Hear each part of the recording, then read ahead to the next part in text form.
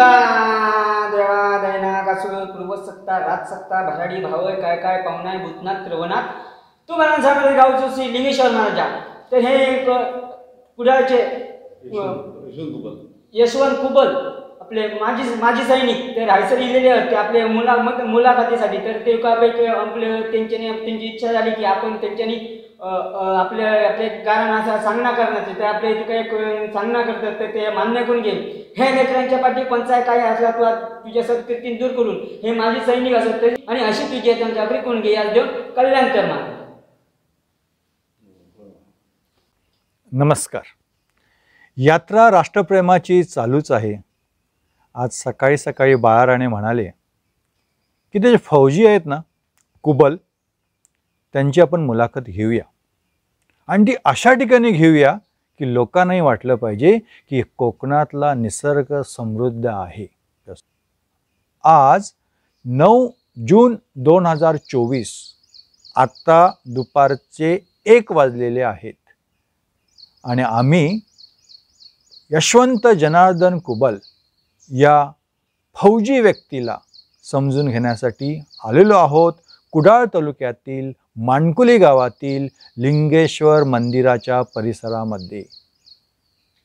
बघा पक्ष्यांचे आवाज तुम्हाला ऐकू येत असतील. पाठीमागे कसा निसर्ग आहे आणि या निसर्गरम्य वातावरणात आपण समजून घेणार आहोत कुबल कुटुंबियातील यशवंत जनार्दन कुबल यांना. कॅप्टन जनार्दन कुबल ही कुडाळची प्रसिद्ध व्यक्ती आहे. त्यांचं व्यक्तिमत्व अजूनही लोक आठवतात. त्यांची 2 मुलं मिलिटरीमध्ये भरती झाली. एक म्हणजे यशवंत जनार्दन कुबल जे आपल्याबरोबर आहेत आणि एक दिनेश जनार्दन कुबल तेही कॅप्टन पदावरून रिटायर झालेत. तर आज चला तर यशवंत जनार्दन कुबल यांना समजून घेऊया. कारण यात्रा राष्ट्रप्रेमाची मध्ये ज्या व्यक्तीची मुलाखत आता आपण घेणार आहोत किंवा जी व्यक्ती आपण समजून घेणार आहोत त्या व्यक्तीनं 1971च्या भारत पाकिस्तान युद्धामध्ये 13 दिवस अगदी महत्त्वाची भूमिका बजावलेली आहे. चला तर जाणून घेऊया यशवंत जनार्दन कुबल यांना. कुबल साहेब आपलं या यात्रा राष्ट्रप्रेमाची मध्ये स्वागत. नमस्कार साहेब तुमचे वडील जनार्दन कुबल यांना संपूर्ण कुडाळ कॅप्टन जनार्दन कुबल म्हणून ओळखतो. हो. आणि भारत स्वतंत्र होण्यापूर्वी ब्रिटिशांच्या सैन्यामध्ये जे भारतीय लोक होते त्याच्यामध्ये आपले वडील होते. तुम्ही सांगितल्यानुसार दुसऱ्या महायुद्धामध्ये त्यांनी महत्वाची भूमिका बजावलेली आहे. जरा सांगाल त्यांच्याबद्दल. माझे वडील 10 वर्षे असताना सावत्र आईच्या दासरा कंट्रोल गावी आले, पळून आले. कोणत्या गावी? कलमिस मावशीकडे. कलमिस कुठं आलंय? कलमी आंबोली घाटामध्ये. आंबोली घाट. आंबोली हे सिंधुदुर्ग जिल्ह्यामध्ये येतं. तिथे ते 18 वर्षापर्यंत त्यांच्याकडे राहिले, लहान मोठे झाले. आणि 18 वर्ष पूर्ण झाल्यानंतर ते बेळगावला भरती झाले. बेळगावला म्हणजे ती बेळगाव सेंटर इन्फंट्री बटालियन. होय होय. त्यानंतर ते तिथून 39 मध्ये भरती झाले. नंतर ते त्यानंतर 42 मध्ये ते जर्मनमध्ये गेले, इंग्रजच्या लढाईमध्ये गेले आणि त्या दुसऱ्या महायुद्धात गेले आणि ते 3 वर्ष जेलमध्ये होते, जर्मन जेलमध्ये होते. त्यांचे हाल झाले, खूप हाल झाले. लोक सांगतात, बरोबरचे लोक होते त्यांच्या बरोबरचे मला लोक सांगतात की खूप हाल केले 3 वर्ष. तिथून ते आले इंडियामध्ये आले. तिथून आल्यानंतर ते या ठिकाणी नागालँडमध्ये होते, तिथे बी त्यांनी सर्व्हिस केली. त्यानंतर जम्मू काश्मीर जे आता आम्ही 48 लढाई झाली ना वॉर करायला, त्यात त्यांनी भाग घेतला. प्रत्येक ठिकाणी दुसऱ्या ठिकाणी बदलले. ते हैदराबाद, सिकंदराबाद असे फिरत फिरत ते शेवटी पुण्यात आले. पुण्याहून ते रिटायर झाले. ओके, ऑनरी कॅप्टन म्हणून. 1948 ची भारत पाकिस्तान लढाई, त्याच्यामध्ये जम्मू काश्मीर भाग घेतला होता. हो. ह्या लढाई त्यांनी केल्याबद्दल त्यांना काही बहुमान मिळाला? डिंगी इनाम मिळालं. स्पेशल हो, जंगी इनाम. त्यात त्यांना स्पेशल अलग पेन्शन होती. Great great. हां हो होते. मग हा इनाम कोण देतं? गव्हर्नमेंट सरकार. इंग्रज सरकार. त्यावेळेला इंग्रज दुसऱ्या सरकार. महायुद्धामध्ये. हो इंग्रज सरकार. त्याची मेडल बी आहे, दाखवून तुम्हाला मी. ओके. ते मेडल आहेत वडिलांचे, ती दाखवून मी माझ्याकडे आहेत मेडल. आता मुंबईत माझ्याकडे भावाकडे आहेत त्या मेडल. ओके. नमस्कार, माझं नाव यशवंत जनार्दन कुबल. माझा मूळ गाव वेंगुर्ला, पण बरेच 60-70 वर्ष आम्ही कुडामध्ये राहतो. त्यानंतर कुडामध्ये राहतो मी 4थीपर्यंत कुडामध्ये शाळेत होतो. त्यानंतर वडील माझे मिलिटरीत कॅप्टन होते, त्यामुळे वडिलांबरोबर मी जावं लागलं मला कुठे हैदराबादला. तिथे 1 वर्ष राहिलो मी, आणि नंतर मी तिथून माझी बेळगावला वडिलांची बदली आली. मी बेळगावला आलो. बेळगावला मी 6वी ते 9वीपर्यंत बेळगावला होतो. त्यानंतर तिथे नंतर मी गेलो बेंगलोरला. वडिलांची बदली आली बेंगलोरला, तर ते 1 वर्ष आम्ही तिथे काढलं. आणि शेवटी 1965मध्ये आम्ही आलो याला माझ्या आजोळी सरमळला. तर ते सरमळा ते 10वी 8वी 9वी 10वी 11वी केली. नंतर मी 10 जून 1967मध्ये मी सावंतवाडीला भरती झालो, आणि डायरेक्ट आम्हाला घरी न पाठवता डायरेक्ट आम्हाला नाशिक सेंटरला पाठवलं. नाशिक सेंटरला 1 वर्ष ट्रेनिंग केली, हार्ड ट्रेनिंग केली. तिथं बेसिक ट्रेनिंग, नंतर ॲडव्हान्स ट्रेनिंग. त्यानंतर माझी पुढे गेली पठाणकोटला 68-69-70. नंतर 70मध्ये पठाणकोटला होतो. 71ला आम्हाला जावं लागलं पुंछला. त्या 71ला लढाईचं वातावरण सुरू झालं, ते आमचे डिप्लॉय झाले होते. आणि 3 डिसेंबर 1971 लढाई चालू झाली. आमच्यासमोर लंगी तिकिटी होती. माझ्यावर एक मेजर बलराम शर्मा आणि वसंत रणखाम हे आमचा आर्टिलरीचा ग्रुप होता. आम्ही 21 पंजाबवर अटॅक झालो, आणि त्यानंतर रात्री 11 तारीख रात्री लंगी टिकडीवर अटॅक केला. ती लंगीटी आम्ही सर केली. तर बरीच माणसं पाकिस्तानी मेली, आणि बरीच माणसं आम्ही कॅप्चर केली, आणि त्या आम्ही मागे रिला पाठवलं. त्यानंतर 13 डिसेंबरला आम्हाला ऑर्डर भेटली की तुम्ही आता बंदर सेक्टरमध्ये जावा. तिथे आम्ही 13 तारखेला चालत आम्ही गेलो, तर संध्याकाळ झाली.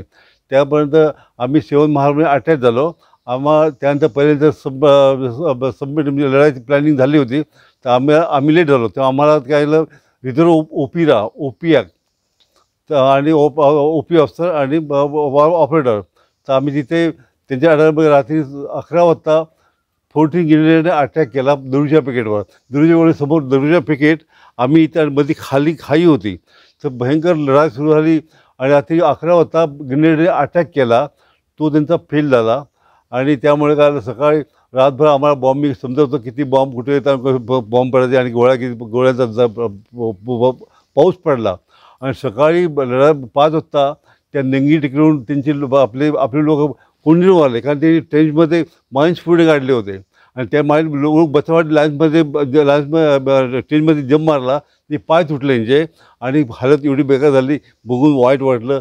कितीतरी माणसं अशी कोंडीने तरत आली. नंतर काय आलं, 13 तारखेला 16 तारखेला लढाई संपली, डिस्ट्रिक्ट झालं. पाकिस्तानवाले बोलले की आपली सैनिक घेऊन जा, बॉड्या घेऊन जा. तर आम्ही 18-17 जायचं होतो, पण आम्ही कॅन्सल केलं की पाकिस्तान भरोसा नाही, धोका देईल. मग आम्हाला 18 तारखेला आम्हाला मागून ऑर्डर मिळाली की 18 तारखेला तुम्ही जावा. मी बलराम शर्मा आणि वसंत रणखाम आणि सेवन महारचे सैनिक आम्ही गेलो. तर बघतो तर पुरीची लाशे 70-80 माणसाची लाशे पडली होती. कोणाचा हात नाही, कोणाचा पाय नाही, अशी परिस्थिती आली होती. बघून खूप वाईट वाटलं. तो आमचा अटॅक फेल झाला. बाकी ठीक आहे. त्यानंतर मग असे गोष्ट, मी श्रमण असताना 65ला मी श्रमणात गेलो. तर 65, 67 आणि 64, 65, 67 खूप मजा केली तिथे. शेती केली. त्यानंतर आम्ही शिकार केली, मासे पकडले, पोहलो. एवढी मजा, म्हणजे 3 वर्ष एवढी मजा केली ना, ती आयुष्यात मला भेटली ना. मी आता खूप फिरलो. मी श्रीनगरला होतो, पठणला होतो, उरीला होतो, त्यानंतर मग राजस्थानला होतो, सिकंदराबादला होतो, हैदराबादला होतो. मी पुरा माझी 5-6 वर्ष माझी श्रीनगरमध्ये गेली. ते वातावरण सुंदर वातावरण, बघण्यासारखं वातावरण आहे. लोक बी चांगले, वाईट नाही आहे. पण तिथे भयंकर थंडी पडते. त्यावेळेला आम्हाला त्या 8-8 कांबळ मिळायच्या थंडीमध्ये. ते 8 कांबळ आम्हाला घ्यावं लागायचे ते सर्दीमध्ये. बर्फ लढायची पहिली गोष्ट म्हणतो मी. त्यानंतर मग तिथं माझी बदली आली. सेकंडरी बदल्यानंतर राजस्थानला, नंतर इटीसीला मी रिटायर झालो आणि कुटामध्ये आलो. त्यानंतर मुंबईला गेलो सर्व्हिससाठी. मुंबईला संघर्ष केला. 84ला सर्व्हिस नोकरी भेटली बॅटरी कंपनीत. नंतर कंपनी 92 बंद झाली आणि त्यानंतर मग एअरपोर्टला जम मारली. एअरपोर्टमध्ये जॉईन झालो. ती 10 वर्ष केली आणि टोटल 40 वर्ष करून रिटायर झालो. आणि मी सध्या कुडामध्ये आहेत. माझ्या शेजारी माझे मित्र अजित कानसडे, खरोखर व्यक्ती अशी बघितली आयुष्यात. मी खूप लोकं बघितली, आर्मीमध्ये लाखो बघितली, त्या मुंबईच्या कंपनीवर लाखो बघितले, एअरपोर्टला लाखो बघितले. पण अशी व्यक्ती मला पहिली भेटली ना तर खूप मला अभिमान आहे. त्याबद्दल. कधी कोणती गोष्ट मला माझं हे काम बिलकुल सहज करून टाकून का भेटतो कशाला, ओके. खरोखर अशी व्यक्ती मी बघितली नाही आणि त्याच म्हणून मी आता ह्यांच्या इथे आलो आहे. साहेब, कॅप्टन जनार्दन कुबल यांची 3 मुलं, 3 मुलगे. हो. त्यामुळे तुम्ही मोठे. हो. 2 नंबर इथे मुंबई गावी असतात म्हणजे कुडाळला. आणि 3 नंबर आर्मीमध्ये. म्हणजे त्या तिघांपैकी तुम्ही 2घे जण आर्मीमध्ये गेला. म्हणूनच ह्या कुबल कुटुंबियांना आर्मीमनच म्हणतात. जरा तुमच्या बालपणाबद्दल सांगाल. तुमचा जन्म कुठं झाला? जन्म मुंबई झाला माझा, अंधेरीला. 3 वर्षांत आम्ही गावी आलो. अंधेरीला का होता तुम्ही? वडील तिकडे होते का? आजोबा आजी, आजीबाई सावत्र होते. सगळे सावत्र बाई. माझे वडील आणि माझी मोठी बहीण, आम्ही फक्त सख्खे, मग सावत्र. त्यामुळे आम्ही जे कुडामध्ये आलो. 3 वर्षाचा कुडामध्ये आलो. 3 वर्षाचा असताना मी. मग शाळा कुडामध्ये आली 3री पर्यंत. कुडा. 4थी वडिलांची बदली आली हैदराबादला. हो. मग हैदराबादला शिक्षण कसं, कुठल्या मीडियम मध्ये गेलं? ते मराठी मीडियम होतं, पण ते कच्चं मराठी, एवढं प्युअर मराठी नव्हतं. तिथे 1 वर्ष काढलं. तिथे वडिलांची बदली आली बेळगाव सेंटर मराठा इन्फंट्रीमध्ये बदली झाली. तिथे मीडियम तिथे मराठी होती. कर्नाटक ना. हो. ते मराठी होती. मग कितवीपर्यंत बेळगावला शिकलात? 9वी पर्यंत होतो. 9वी पर्यंत. 6वी ते 9वी पर्यंत. मग पुढं वडिलांची बदली बेंगलोरला, बॉयज बटालियन सेंटरला. मग त्यांच्या वडिलांना आम्ही तिकडे गेलो. आम्हाला काय कोणच नव्हतं ना, चुलते बिलते कोण नसतं की मामाला कोण नाही. त्या वडिलांबरोबर राहावं लागलं आम्हाला परमनंट. मग तिथे बेंगलोरला गेलो आम्ही. ते 9वी पर्यंत होतो. बेंगलोर 9वी पर्यंत होतो. 9वीतून मग आम्ही वडिलांची बदली पुण्याला, बॉयज बटालियन 101 बटालियन. मग आम्हाला वडिलांसोबत सरंबळला कसं काय? सरंबळ आजोळ माझा. ती शेती बिती गेली. खूप एक वातावरण बरं होतं. शेती गेली, भात कापला, कोळीत जोडले व काय खूप मजा गेली. पण ते शाळा कोण केलं. आणि आजोबा माझे इंग्रज काळात हवालदार होते मिलिटरीमध्ये. 50 रिटायर झाले. त्यांची जर्मनी, मेड इन जर्मनी बंदूक होती काडतूसची. ती मी वापरायचो. आणि काडतूस महाग असल्यामुळे ती मी स्वतः खोकी करून त्यात स्वतः काडतूस बनायचो. रेंज कमी असतो, पण ते काडतूस मी बनवलं हाताने. त्यावेळेला तुम्ही कितवीला होतात? तेव्हा मी 10वी-11वीला होतो. माझे खूप मित्र होते इथे. सरंबळला. आम्ही हॉलीबॉल टीम होती आमची. हॉलीबॉलची टीम. आम्ही कुडाळ, चंदवण, काळसा असे आम्ही टीम घेऊन फिरायचो. आणि शिकारी करायचो. खूप शिकार केली, मजा केली. तेव्हा काही शिकायचं बंधन नव्हते. तेव्हा शिकार मी तळ्यात मी राजा होतो शिकार करणार. त्याचं बबन कुंवर म्हणून गुडामध्ये सगळे श्रमण ओळखतात, बबन कुंवर म्हणून, शिकारी म्हणून. म्हणजे तुमची ख्याती होती, खेळामध्ये होती, शिकारीमध्ये होती. गेम ही तुम्ही बालपणापासूनच जोपासली. हो. आणि बास्केटबॉल, हॉलीबॉल वगैरे मी हैदराबाद बेळगाव शिकलो. मी बास्केटबॉल, हॉलीबॉल वगैरे बेळगाव शिकलो. त्यामुळे मला मिलिटरीमध्ये खूप हे मिळालं, सूट मिळाला खेळायला. भालाफेकमध्ये रेकॉर्ड आहे, बास्केटबॉलमध्ये रेकॉर्ड आहे मिलिटरीमध्ये. माझ्या कब्बी आहेत माझ्याकडे. तुम्ही अभ्यासात कसे होतात? अभ्यासात माझा शाळा अशी आली की कुडाळमध्ये, हैदराबाद, बेळगाव, बेंगलोर, सरमत. आता कसं काय ना, आता माझे नशीब बेकार ना. तर मी जर व्यवस्थित कुठे एका ठिकाणी असतो ना तर मी मिलिटरी ऑफिसर 100% झालो असतो. वडिलांची ओळख मोठी खूप होती. तर माझं नशीब कुठे. आता हरकत नाही, पण तुम्ही सरंबळला 11वी पर्यंत होता. हो. नंतर भरती आलो. भरती कधी कोणत्या वर्षी? 10 जून 1967. 67ला. हा. मग कुठं होती भरती? बेळगावला? सावंतवाडीला. सावंतवाडीला. ते सोडलं, घरी सोडलंच ना, डायरेक्ट तिथले बेळगाव नाशिकला पाठवलं डायरेक्ट. भरतीला गेलात आणि भरती डायरेक्ट नाशिकला रवाना. काय कोण लोक मुलं भरती होऊन परत जात नाहीत. मग त्या म्हटलं त्याला माहिती आहे परत येणार नाही, तर डायरेक्ट आपला गेला तिकडे ह्याला नाशिकला. पण तुम्ही परत घरी आला, तिथं ट्रेनिंग त्यांचं पूर्ण केलं? पूर्ण 6 महिन्यानंतर आलो. 6 महिन्यानंतर. अच्छा, 6 महिने ट्रेनिंग होतं? Basic training. बेसिक कसं असतं ते? बेसिक म्हणजे हार्ड असं 4ला उठलं पाहिजे. हो. नाही तर पट्टे पडतात बोच्यावर नाही उठलं तर. हवालदार सरदार होता, हवालदार बहुत कडक. आता तू उठलं म्हणजे आता उठल्यानंतर पहिले लादी साफ करा, आपली खाट लावा, 30 माणसाचं हे प्लाटून असतं, 30 माणसाचं. तिकडे पण लाईनीत हे पाहिजे, खाटी पाहिजे, नाही चटाकी बसतात. बूट ठेवलं पाहिजे, ते ॲक्युमेंट हे ते ठेवलं पाहिजे खाटीवर. जरी व्यवस्थित घातली पाहिजे, कंबलमध्ये ते मच्छर फोड घेऊन ठेवली पाहिजे, आणि ते मिस्टीन पोच हे सगळं व्यवस्थित ठेवलं पाहिजे. आणि बाहेर पडलं पाहिजे हाफ पॅन्ट घालून पिटीला 6 वाजता. शिडी मारल्याचं बाहेर पडलं पाहिजे तिथे. मग सगळं बघ. नंतर पहिले आम्ही चहा बी पितो 5 वाजता. 4ला उठत 5ला जावं, 6 वाजता तयार पाहिजे तिथे. फाईल नंतर पुढे चेक करणार, तुझी बूट साफ आहेत की नाही, तुझी सॉक्स साफ आहेत की नाही, तुझी पॅन्ट हे आहे की नाही, दाढी केली की नाही, हेअरकट बरोबर की नाही, बंडन साफ आहे की नाही, हे पुढे चेक होतं. नंतर डाट पडते. नंतर पिढी सुरू. तिथं जेवण वगैरे असतं व्यवस्थित? जेवण आता तेव्हा जेवण खाल्लं होते, जेवढं खात नव्हतं. आता ठीक आहे, तेव्हा लाईन लावून जेवण घ्यायचं. ते चपात्या वगैरे ते अलगच टाईपचे. आता काय सांगू तुम्हाला, आता खूप उत्तम आहे. प्रोटीन डाळ पोट जेवण कमी नाही. सध्या नाश्त्याला पुरी मिळायची, भाजी मिळायची. तर त्यावेळी बाहेर पडलो ना, पुरी भाजी खायला ते हे तर चिल घारी कधी मागून पुरी पडायची माहितीच नाही, असंही ते होतं. हा, तिथे त्याला चिल म्हणतात हिंदीमध्ये, आम्ही घार म्हणतो. मग जे नॉनव्हेज खातात त्यांच्यासाठी असं त्यांच्याला अलग आहे, खीर आहे वगैरे आहे नॉनव्हेजला वगैरे. आता आमच्यात भटबी होते, बांबू सगळे जाती मिक्स, आम्हाला माहिती सगळे होते, कोणती जात नाही अशी नाही. मग तिथं तुम्ही जे सगळे एकत्र असता मिलिटरीमध्ये ट्रेनिंगच्या वेळेला किंवा तुमच्या कार्यक्षेत्राच्या वेळेला, त्यावेळेला एकमेकाला कसे ओळखतात? नावाने. काय ते कुठचं गाव बी माहिती नाही, जात बी माहिती काय नसतं. आहे तर आहे, कोण असेल तो असेल, तो खरणार असेल, खारबळ असेल, तेच नावाने. बाकी गावही माहिती नाही आणि ती जातही माहिती नाही, मला माहिती नाही, शेवटपर्यंत कोण सांगितली मी नाही. आणि विचार प्रश्न येत नाही. 18 वर्ष वय असतो तेव्हा. 18 वर्ष काय जाती बघायची, काय तो विषय नव्हे. मोठं 35-40 तो मग जात बघतात. आता मिलिटरीत जात बघत नाही.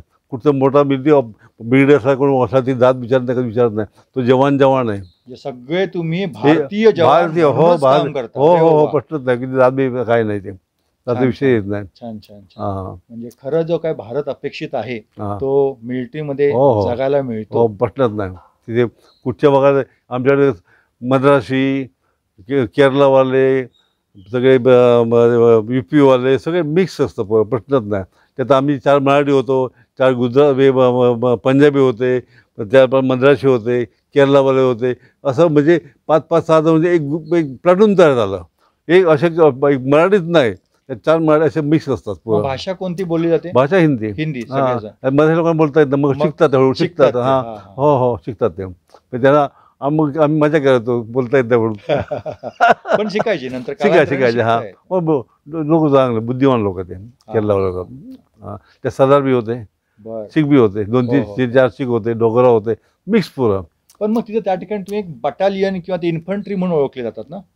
तिथे नव्हे, जेव्हा आम्ही ट्रेनिंग पासआउट होतो, कसमपड घेतो. कसमपड म्हणजे पुरा प्लाटूनची कसमपड होते. जेव्हा ट्रेनिंग पुरी होते ना, कसमपड होते. म्हणजे आम्ही कुठेही घाला, अग्नीत फेका, समुद्रात फेटा, आम्ही कुठे मागे पडणार अशी शपथ घेतली आहे. तो पंडित येतो, शपथ घेतो, तोफेर हात ठेवून.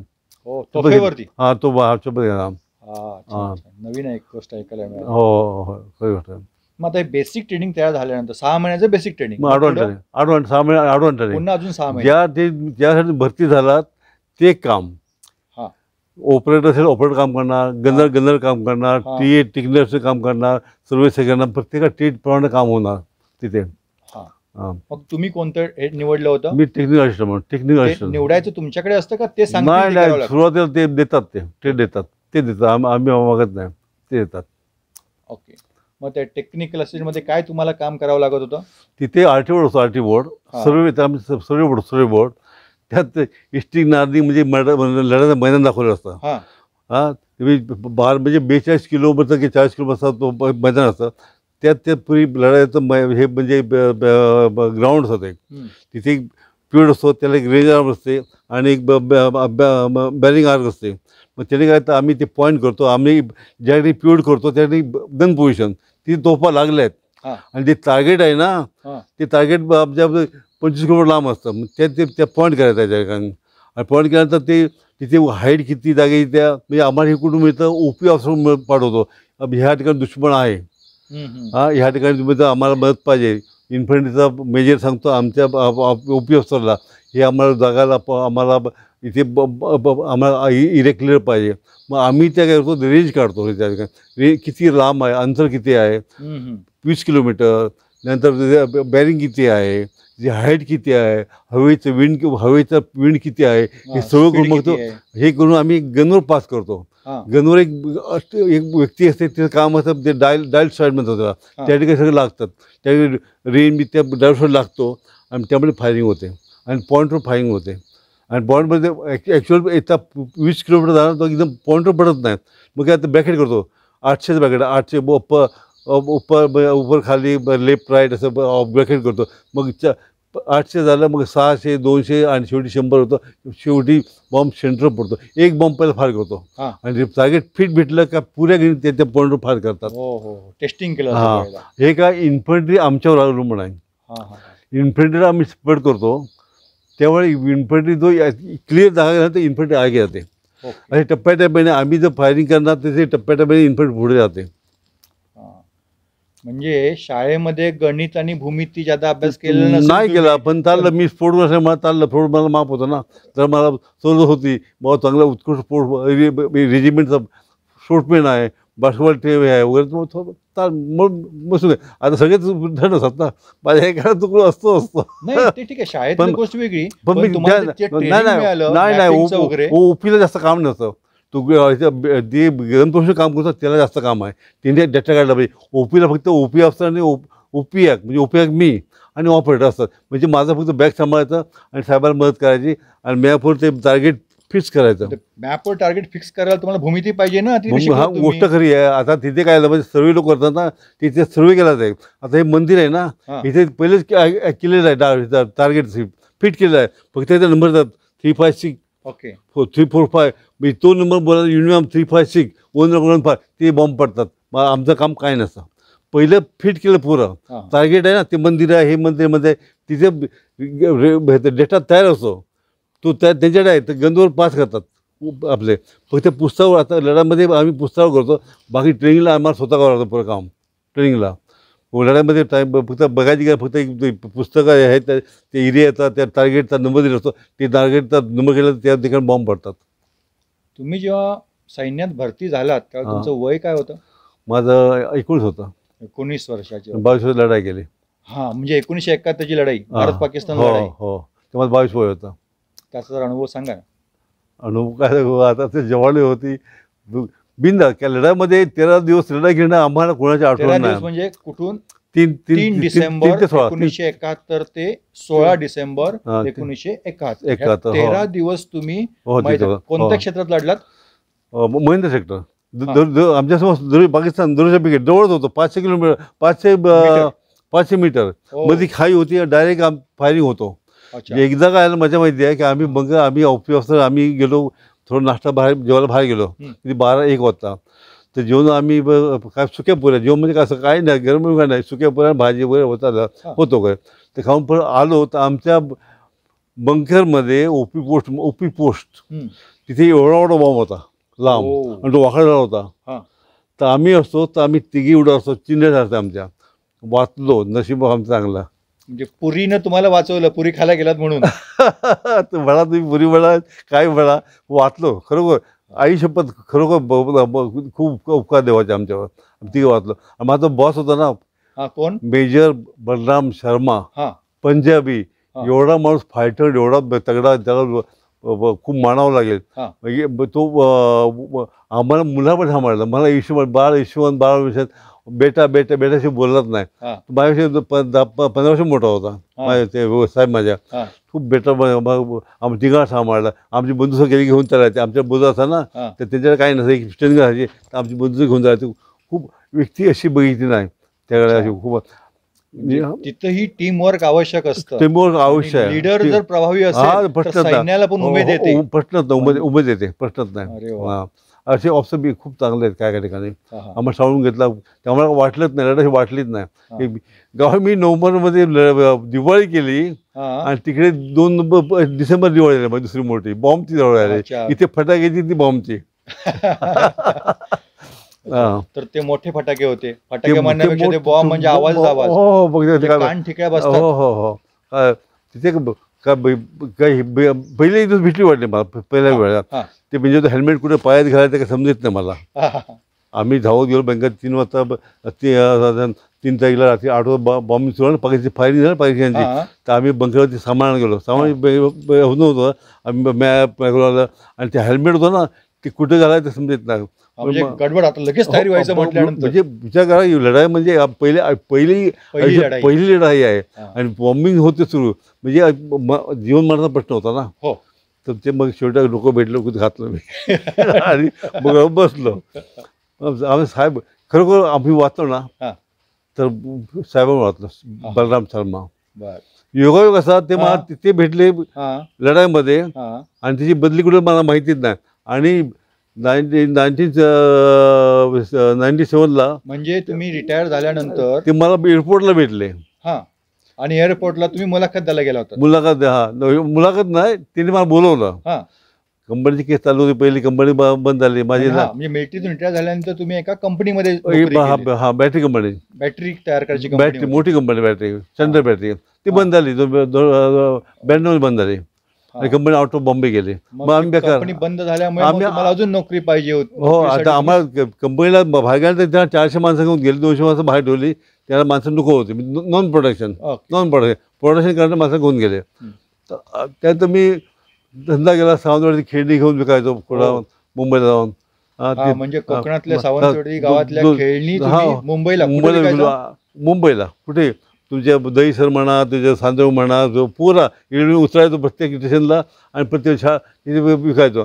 शेवटी मला आयडिया भेटली की शाळेमध्ये लाज नाही वाटली हे करायला. काय लाज काय वाटणार, पोटासाठी गेलो, मुंबईसाठी आपण गेलो. खरं आहे. म्हणजे अनेक जण म्हणजे आता तरुण मंडळी म्हणतात हे काय करायचं काम, असं ते लाजतात.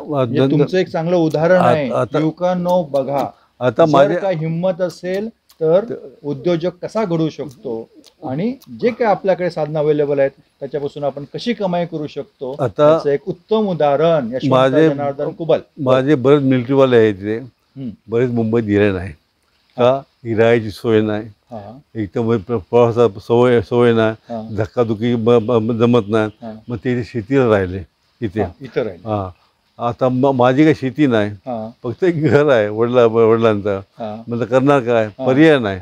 मग मला तिथे माझ्या वडिलांनी मुंबईत खोली घेतली नाही का, की माझी मुलगी मुंबईत येणारच नाही असे वडील बोलले. मग शेवटी आम्हाला मुंबईत जावं लागलं. वडील गावी आले 1980 मध्ये आणि आम्हाला धक्के खावे लागले. आम्ही भाड्यानं राहिलो प्रत्येक ठिकाणी. प्रत्येक कोणाचं वसरी बी राहिलो अशी परिस्थिती माझी आली. मग शेवटी मी मुंबई सोडली नाही. मग त्या बॅटरी कंपनी जॉईन झाल्यानंतर माझ्या गावाला थांबवले होते, त्याच्या 5-6 महिने आलो. नंतर मी खोली घेतली आणि ते स्थायिक झालो आणि कंपनी 92 बंद झाले. मग मी संघर्ष केला. आपण मुंबईत कशासाठी आलो आहे, काय मजा मारायला नाही आलो आहे. आमचे लोक मजा मारतात, मग गोष्ट खरी आहे. पण आम्ही कमवायला आलो आहे. भई लोक म्हणतात हम लोग म्हणजे UPC काय मजा मारणं काय आहे का, पैसा कमवणे. ते संध्याकाळी 5ला सुटल्यानंतर ते भाजी घेऊन बसतात शाळेमध्ये. आमचे बघितले पुष्कळ लोक. म्हणजे कमाई करून आणि कमाई करतात. ते महत्व आपण मुंबईत बघितलं तर आमची मराठी माणसं खूप मागे आहेत, बघितलं मी. म्हणजे मराठी माणसाला तुम्ही काय संदेश द्याल? जे आपण मुंबईत कमवायला आलो, आपण कमवायचं, जिद्द सोडायची नाही. आता माझी मिलिटरीवर येतात, माझी 15 वर्षाखाली खूप केली, 15 वर्ष झाली खूप नाही केली. पुढचं भविष्य खूप आहे. 15 वर्ष काही पेन्शन मिळणार आहे आणि काय मिळणार आहे. आणि काय तेव्हा पैसे बघा 210 पेन्शन मला, 83मध्ये आलो तर 210 पेन्शन मला. हो हो. समजा काय, तर मग तरी काय मागणार आहे. मग हे किती कालावधी तुम्ही खेळणी विकणं असा कार्यक्रम तर मी 92 ते 97 पर्यंत 97 5 वर्ष. 5 वर्ष केलं मी. मग काय केलं, खेळणी शाळेत विकली, बालवाडी शाळेत इंग्लिश मिडियमच्या, तिथे खपायला लागले. मग ते 2-2-3 शेड विकायला लागलो. ते 200 मी 500ला विकायचो. हां, ते मी एकदम एकदम मागवायचो. तिथे 25 शेड मागायचो आणि आपलं घेऊन आपलं एक सुटकेस तयार करायची, त्यात भरायची आणि पक्ष शाळेला सॅम्पल दाखवायचा. उद्योग सुचला कसा काय तुम्हाला, का स्वतःच विचार केल्यावर? नाही, मला पहिले भीती वाटली का आता मला कोण पकडेल का, मग चुकीचं नाही का. तर माझे भाऊजी आहेत, वकील आहेत, ते मला बिंदास, काय मुंबईत कोण विचारत नाही, ते भैया धंदे करतात, तू काय विकतोय, तू विकतो जाऊन.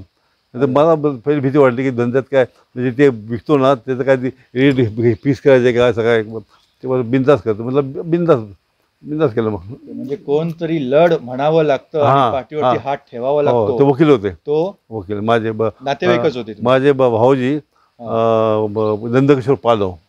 त्यांनी तुमच्या पाठीवर हात ठेवला आणि लागा कामाला सांगितलं. हो, ते बिंदास, ते भयंकर बिंदास. बिंदासपणा ऑलरेडी होता. आला दिवस बरे गेले. 97 माझी ते चाललं. नंतर आपले 97 नंतर एअरपोर्ट जेट एअरवेज, म्हणजे ते शर्मा हा, ते तिने मला गेलो फिलिप ऐकता का, माझ्या शेजारी आहे ना, तर ते लुशियन मध्ये किशन होता, तो एअरपोर्टला कामाला होता. तू बोला अरे तू एक शर्मा म्हणून आले, मला मी घरी भरताना माहिती आहे ते शर्मा म्हणून आले, एकदम बॉस माणूस, एकदम पॉवरफुल माणूस आहे. शर्मा तर खूप आहेत मिलिटरीमध्ये, शर्मा आहेत, मग तेच कशावरून, तर म्हटलं जाऊ बघितलं. म्हटलं गेलो एअरपोर्टला आणि थांबलो, त्यांचं ऑफिस आहे, हे ठिकाणी हॉटेलमध्ये त्यांचं ऑफिस आहे, ते थांबलो. गाडी आली, 35 व्यक्ती निघाली, बलराम शर्मा आणि डोळ गेलो. अरे यशवंत, मिठी मारली मला सगळ्यासमोर. मेरा बेटा त्याला मुलगा नव्हता ना, तर तेव्हा मी जेवण होतो ना, मला स्मार्ट होतो तेव्हा. तो मिठी मारली, क्या कर रहा है, मला येतो की बेच कंपनी बंद झाली 92 मध्ये. तर आता मी आता हे धंदा करतोय. आना क्या, कल आओ, तुमको जेट में लग जाओ, तुम कहाँ जाना, दिल्ली जाना है, मद्रास जाना है, कहाँ भी आओ तुम, बिंदास कल आओ, जॉईन हो जाओ. तर साहेब म्हटलं माझी कंपनीचा केस चालू आहे, आणि केस संपल्यास मी कसं येऊ, उद्या कंपनीत मला बोलवलं तिकडे, काय करू. तर थोडं थांबतो वाटत, मग बघून येतो मी. तर कुठे कंपनी उघडते. मग त्यांनी मला पत्ता होता, त्यांनी मला कॉल केला की 28 ऑगस्टला तू 97ला तू ऑफिसमध्ये हजर हो. मी हजर गेलो. तर तिथे काय झालं, तिथे लाईन लागली ग्रॅज्युएट लोकांची. सगळ्या त्या जेटमध्ये सिक्युरिटीमध्ये फक्त ग्रॅज्युएट माणसं पाहिजे, फक्त म्हणजे ना BSc BCom अशी माणसं पाहिजे तिथे. आणि हा C सर्टिफिकेट हे पाहिजे, तर ते घेतात. मुली होत्या आमच्याकडे 100 मुलं, 50 मुली होतात. तर म्हटलं मी लागलो, तुम्ही आता म्हटलं मागे राहिलो. म्हटलं एवढी लाईन म्हणजे हायफाय लोक आणि हातात फायला, आता मी 50 वर्ष मला कसं काय घेणार. तर मी विचारतो, मला असं पिऊन आला, यशवंत कुमार कोण. मी गेलो आत, लोक बघतायत डायरेक्ट कसं बोलू होईल, कोणता वशिला लागला असं वाटलं. वशिला, पण मिनिटवाला वशिला लागत नाही त्याला, एक खोटा असतो माहिती आहे ना, त्यांना माहिती नाही, पण खोटा असतो, एक 5% खोटा असतो, प्रत्येक कंपनीत खोटा असतो. मी गेलो कोटा होता. हा, तर मी सांगितलं काय कसं काय, आठवतं का तुला पुंछ. म्हटलं वाटव. आणि काय इंटरव्ह्यू काय नाही पाहिजे, गेलं ओके झालं. दुसऱ्या वर्षी ट्रेनिंग सुरू झाली. मग ते एअरपोर्ट म्हणजे कुठल्या एअरपोर्टवर काम केलं तुम्ही? मी जेट एअरवेज डोमेस्टिकमध्ये सांताक्रूज. नंतर मग इंटरनॅशनल गेलो. मग ते मोठं विमान आहे 777, तिथे मग गेलो. मग ओके. मग तिथला अनुभव काय एखादा? तिथे हायफाय लोक, मोठे मोठे लोक येतात तिथे. खूप खूप मजा, खूप उत्तम वातावरण असतं वगैरे, बघणार असतं. पण काम खूप, एक मध्ये 8 तास ड्रेव्हन बघा, बॉम्ब आहे काय बसूर आहे बॅगमध्ये. तिथे बाकी तिथे खूप कामं आहेत. एक्सरे आहे, मेकअपमध्ये काम होतं, लोड करतात, बॅगा शॉर्टिंग आहे ते बघावं लागतात. तिथे म्हणजे काय ट्रॉली आहेत, म्हणजे 500 बॅगा आहेत. ते टाकले म्हणजे त्यात नंबर असतो, 100 बॅगा आहेत ना, त्याच्यात हे असतं, ट्रॅक असतो. आता किती कशासाठी ते लोडिंग करताना हे आहेत कॅबिनेट, एक आहे कंपाऊंड, 1 2 3. ती बॅग कुठची बॅग कुठे टाकली ती माहिती पाहिजे. अचानक एका पेशंट बोलला माझी तब्येत ठीक नाही, मला जायचं उतरायचं आहे. हा. मग बॅग काढणार कशी? हा. मग त्यांना माहिती असतं बॅग ही बॅग कुठे आहे, हा. लोणावळ्याला लावतात ना, त्यांना माहिती आहे की हे बॅग सिस्टीम टाक ना, मग बॅग ह्या कंपाऊंडमध्ये आहे, मग त्यातली बॅग काढतो तो, म्हणून ते काउंटिंग होते. ओके. मग ते फ्लाईट मध्ये चेकिंग वगैरे करायला तुम्हाला आमचंच तुमचंच काम काम होतं? आमचंच काम हा. हो हो हो, आमचं पुष्कळ तिथे किती लोक बॅनर विषय हे म्हणजे चष्मा विचारतात, मोबाईल विचारतात, अंगठ्या विचारतात, सगळे जमा करतो आम्ही. खूप सामान होतं, मग ते ऑप्शन काढतात. हा. बाकी असा काय अनुभव की तुम्ही जे साहित्य मिळालं ते जमा जमा केलं? मी जमा केलं. काय मी आर्मीवाला आहे, हा. मला बैमानचं माहिती नाही, बरोबर. आणि माझा बॉस बसलाय ना, हा. तेव्हा मला काय करता म्हणजे माझ्या माइंडमध्ये आम्हाला शिकवण नाही की बाबा हा हेराफेरी केले. हे असतं मिलिटरी मधलं ट्रेनिंग. हा. प्रामाणिकपणा शिकवला जातो आणि तो एवढा मोरला जातो की पुढे जरी व्यक्ती गेला तर तो प्रामाणिकच राहतो. एकदा हैदराबादहून 12 फ्लॅट आला, हा. त्यात 62 पॅसेंजर म्हणजे ATR होतं, ATR टंकी असतात राजपोलीसात. हा. त्यात एक मला चेकिंग करताना एक बॅग मिळाली निळ्या रंगाची, हा. कापडाची. हा. तर काय बघितलं तो जड लागली. हा. तर त्या सोन्याचं दागिनं खूप होते, हो. आणि ते मी इथले डेंटस होता आपल्या इथल्या कट्यावरचा, हा. सुकट होता, ते जमा केले. मग ते लिस्ट बनवलं आणि सामान ते आपल्याला ठेवलं. आणि सकाळी 5 वाजता ती बॉम्बडी नव्हती, ती आली, माझं असं दागिने हरवलेत, नाही पुढं राहिले कुठं ते, तर त्याला दागिने परत केले. म्हणजे काय, हे जेटचं नाव होतं प्रामाणिक, म्हणून लोक पैसे येतात. आपली वस्तू गाळ झाली तर ही कंपनी परत करते शोधून, इथला सिक्युरिटी प्रामाणिक आहे. मग हे बी कंपनीचं नाव मोठं होतं, हे ते आहे. हां, खूप छान, खूप छान. आता मला ते घेऊन आलं, म्हणजे कारण असा प्रामाणिकपणा मिळणं एक कठीण असतं ना, आणि कंपनीसाठी काम करणं. ड्रेस देते, हे ब्लेझर सगळं देतं, मग कसं आपण प्रामाणिक करावं? हां, एवढं पगार सगळेच विचार केलाच नाही, पण तुम्ही विचार केलात. खरंच मग स्टँडर्ड अभिमान आहे तुमचा. स्टँडर्ड 5,000 पगार मला. हा. इथे शेवटी 25,000 पगार झाला, 5-25 झाला. हो हो. हां, ते स्टँडर्ड आलो गेलो असतो तर काय भेटलं तर 10 भेटले असते. किती फायदा या साहेबाची कृपा, शर्माची कृपा. आता 2 आठवडे वारले. हां, त्या 2 मुली, एक डॉक्टर आणि एक पत्रकार. हां, बायको डॉक्टरची.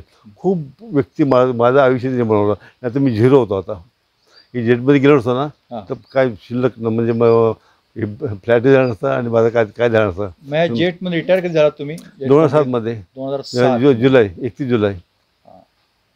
पण नेहमी तुम्ही आता कोकणामध्ये म्हणजे सिंधुदुर्गमध्ये कुडाळमध्ये येत राहतात.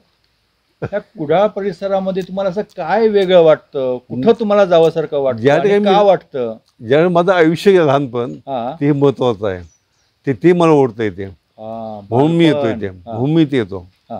सरमळ कुडाळ हे माझं आवडते आहे. सरमळमध्ये असं काय आहे?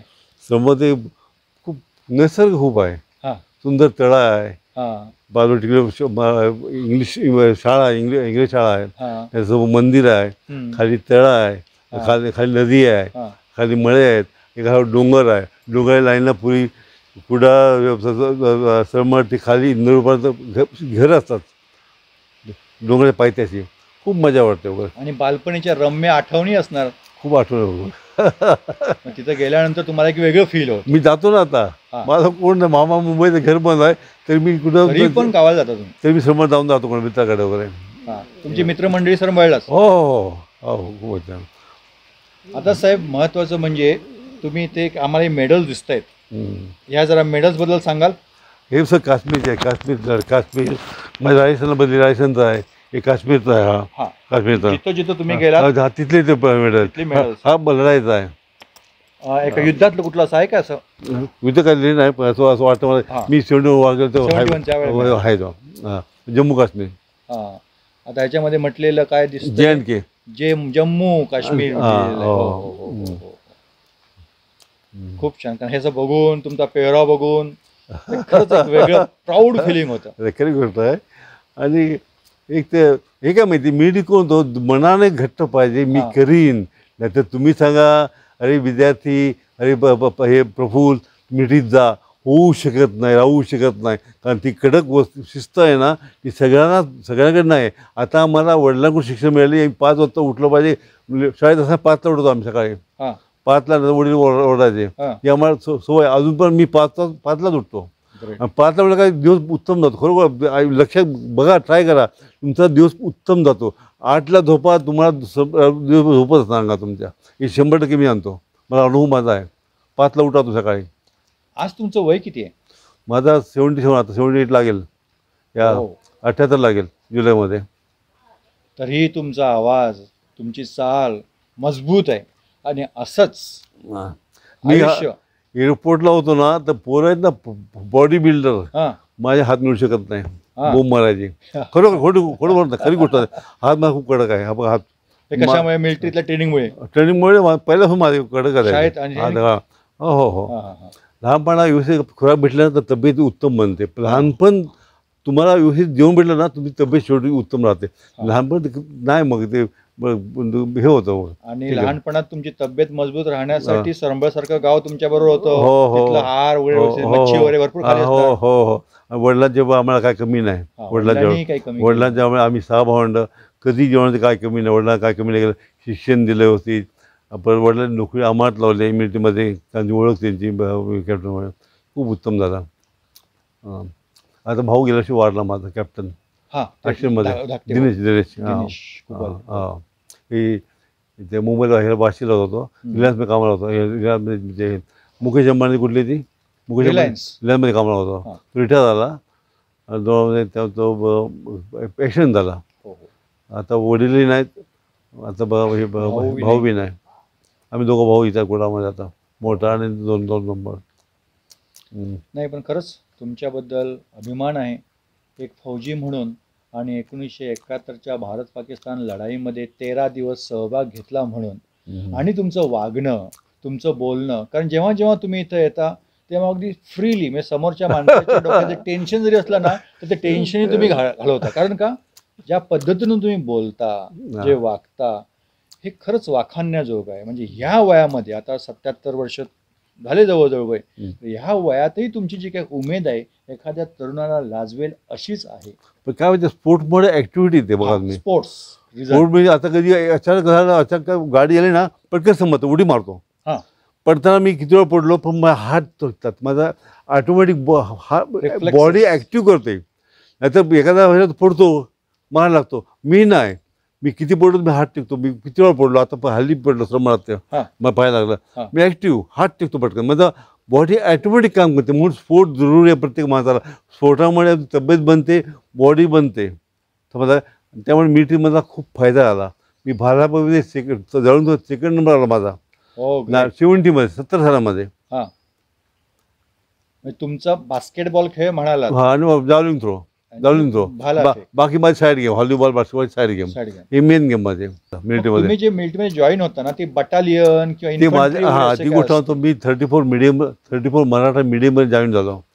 तिथे प्रत्येक तोफेवर, प्रत्येक गाडी शिवायचा फोटो होता. कारण ते 2nd वर्ल्ड मध्ये त्या 34 मीडियमने मोठी बहादुरी केली होती. ते इंग्रज सरकारने त्यांना एक स्टॅच्यू दिला. मी कुठच्या गाडीत मी शिवायचा फोटो होता, रंगीत फोटो. प्रत्येक गाडीत आमचा फोटो होता शिवायचा. तोफेवर, तोफेवर, गाडीवर, जीपवर.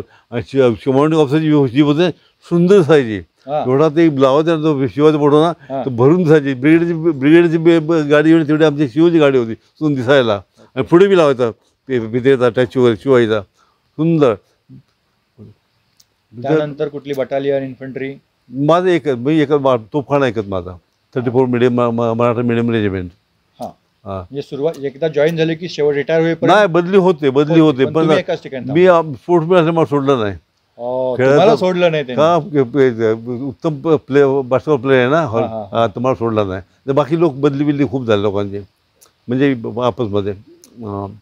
आणि 71च्या युद्धामध्ये एक तुम्ही काबीज केलं, त्याच्यानंतर तुम्हाला जादाची जबाबदारी दिली गेली आणि तुम्ही दुसऱ्या बटालियनला जॉईन झाला. कोणती बटालियन होती? 7 महार. ओके. आणि अटॅकला गेली 40 ग्रेनेडियर. अटॅकली डिफेन्सला हलत नाही, मागून करते ते. अटॅक मागून करतात. दुसरी बटालियन ती ग्रेनेडियर गेले होते. आम्ही डिफेन्स होतो, आम्ही रिझर्व्ह होतो. आणि सपोर्टिंग फायर करतो आम्ही. OP अफसरांना त्यांचा असं काम होतं. तुमच्याशी बोलतच राहावंसारखं वाटतंय. तुमच्याकडनं उमेद ही खूप आम्हाला मिळते. मित्र, आज एका निसर्गरम्य वातावरणात ह्या फौजींची मुलाखत घ्यायचं बाळा राणे आणि मी ठरवलं. मग कुठं जावं विचार करता करता आलो आम्ही कुडाळ तालुक्यातील माणकुली या गावी. आणि या माणकुली गावामधलं हे मंदिर रस्त्यावरूनच आम्हाला दिसलं आणि तिथंच आम्हाला वाटलं चला या परिसरामध्ये आपण शूट करूया. आम्ही आलो गुपचुपच, असं कोणाला आम्ही सांगितलेलंही नव्हतं. आणि मंदिराच्या पाठीमागच्या भागामध्ये एक शेड आहे. ह्या शेडमध्ये आम्ही मुलाखत सुरू केली. सुंदर निसर्गरम्य वातावरण. आता जेव्हा रेकॉर्डिंग चालू आहे ना तेव्हा असा रिमझिम पाऊसही सुरू आहे आणि वातावरण कसं आल्हाददायक आहे. ते आल्हाददायकपणा जो आम्हाला अनुभवता येतो तो कॅमेऱ्यात नाही मला सांगता येणार, पण नक्कीच तुम्हाला आजूबाजूचा निसर्ग आणि त्याची रम्यता जाणवत असणार. कदाचित पावसाचे थेंबही तुम्हाला दिसत असणार. तर हे सगळं श्रेय फ्रेम सिलेक्शन करण्याचं वगैरे मी नक्की बाळा राणेंना देईन. महत्वाची गोष्ट म्हणजे जवळजवळ तासभर मुलाखत सुरू होती आणि इथून जाणारे गावकरी, त्यांचं आडनावही गावकर, हे दोघे जण कुतूहलानं जी मुलाखत चालली होती ती ऐकत होते, पूर्णपणे ऐकत होते. उत्तम गुरुनाथ गावकर आणि गणेश वसंत गावकर. वैशिष्ट्य काय आहे? मुलाखत चालू होती, एका फौजीची मुलाखत सुरू आहे आणि ते आपले अनुभव सांगतात. ते जे ऐकत होते ना हल्लेनेच जाग्यावर, अगदी कुतूहलानं ऐकत होते. हेच तर देशाबद्दलचं प्रेम प्रत्येक भारतीयामध्ये आहे म्हणतात ना, हेच ते आम्हाला इथं अनुभवता आलं. म्हणजे जो व्यक्ती भारत पाकिस्तान युद्धामध्ये लढलाय तो इथं आलाय आणि आपली मुलाखत देतोय, आपले विचार मांडतोय, हेच त्यांच्या दृष्टिकोनातून खूप महत्वाचं होतं. हेच आम्हाला सांगायचंय आमच्या यात्रा राष्ट्रप्रेमाची मध्ये. अशाच माणसांना एकत्र आणायचंय आम्हाला आणि आम्हाला माणसं भेटतायत, न बोलवता भेटतायत, न बोलवता येतात. कारण प्रत्येकाला भारत देश हा बलसागर झाला पाहिजे, बलशाली झाला पाहिजे, हेच वाटतंय, हेच याच्यातून सांगायचं आहे. भारत माता की जय, भारत माता की जय, भारत माता की जय. हम सब एक है, हम सब एक है, हम सब एक